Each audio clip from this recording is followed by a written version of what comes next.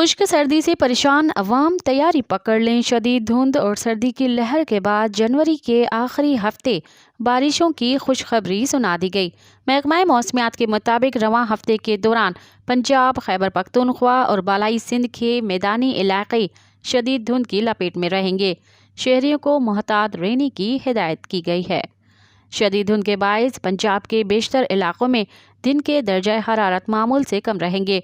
Report के मुताबिक जुमेरात के रोज़ मुल्क के बेशतर बालाई इलाकों में मौसम सर्द और खुश्क, जबकि शुमाली इलाकों और शुमाली बलूचिस्तान में शदीद सर्द रहने का इम्कान है, जबकि पंजाब, खैबर पख्तूनख्वा के मैदानी इलाकों और बालाई सिंध में शदीद धुंध स्मोग छाई रहेगी। इस दौरान कश्मीर और खिता पोटोहार में सुबह के औकात में कोहरा पड़ने की तवक्का की जा रही है। मज़ीद ख़बरन ऐं तफ़सीलात लाइ विज़िट कयो असांजी वेबसाइट www.awamiNewsHD.com ऐं ॾिसंदा रहो अवामी न्यूज़ HD।